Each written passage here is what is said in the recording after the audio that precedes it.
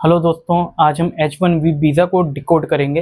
Last 24 hours में आपने बहुत न्यूज़ सुनी है, बहुत सी न्यूज़ लाइक क्लाउड्स, कुछ सही कुछ गलत।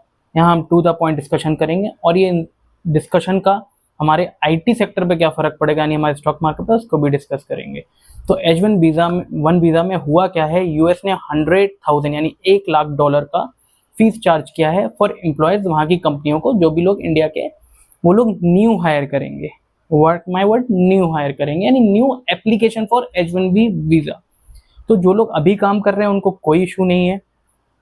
अब H1B वीज़ा होता क्या है, 3 साल के लिए यूएस प्रोवाइड करता है, यानी कोई इंसान अगर अभी न्यू जॉब करने जाए तो 3 ईयर्स के लिए। After 3 years they consider for extension वापस 3 साल का मिल जाता है।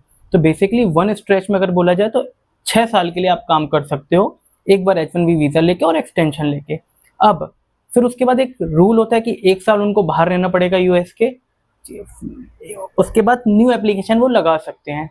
तो जब वो न्यू एप्लीकेशन लगाएंगे तब ये फीस चार्ज उनके ऊपर होगी, यानी $100,000 यानी $1,00,000। अब इससे होगा क्या, जो अभी एग्जिस्टिंग लोग हैं उनके ऊपर कोई इसकी मार नहीं है।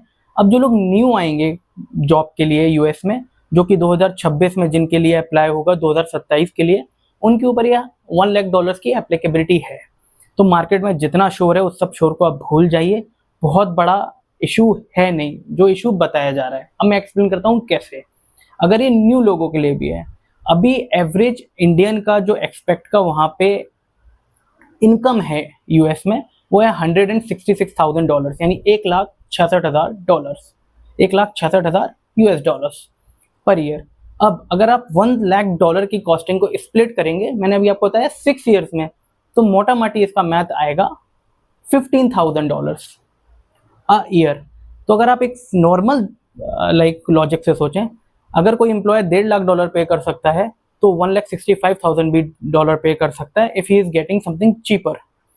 या अगर कोई चीज़ 3 लाख से चीपर होकर अब 1.5 लाख के बजाय उसका प्राइस 1,65,000 है, still it will consider as cheaper. अब मैंने आपको एवरेज पे बताया, तो इसमें कुछ लोगों की पे होगी $4,00,000 की, किसी की होगी $1,00,000 की।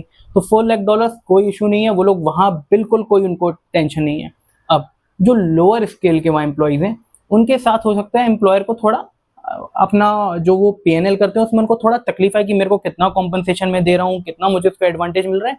तो थोड़ा सा इशू ये आएगा कि वो लोग उसको आउटसोर्स करेंगे रादर देन उस एम्प्लॉय को वहां बैठा के काम कराने के। तो इससे समझ क्या आता है हमको, ये समझ में आता है बहुत बड़ा इशू नहीं है, एक लोअर एंड एम्प्लॉय के लिए इशू है, जो यूएस आज जाना चाहता है इसके लिए इशू है। तो वो भी एम्प्लॉय का भी पैसा आउटसोर्सिंग होगा, ऐसा नहीं है कि वो एम्प्लॉय, तो वहाँ एम्प्लॉय जाता था, वहाँ पे इकोनॉमी में पैसा लेता था, वहाँ खर्च भी करता था, टैक्सेस भी देता था, बहुत चीज़ें करता था। तो अब उसके बजाय वो आउटसोर्सिंग होगा।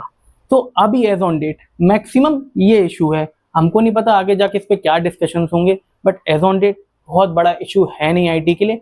सेंटिमेंटल इशू था कि US is not taking Indian employees good, तो ये इशूज है सेंटिमेंटल। ऑन फैक्ट कोई इशू नहीं है, IT sector is still good. हल्का नीजक रिएक्शन है, ग्रोथ पोटेंशियल थोड़ा जब तक टैरिफ का वॉर का सुलझ नहीं जाता तो ग्रोथ पोटेंशियल्स पे, क्योंकि वी नेवर नो कौन सा टैरिफ आ जाए, कौन सा टैक्स आ जाए।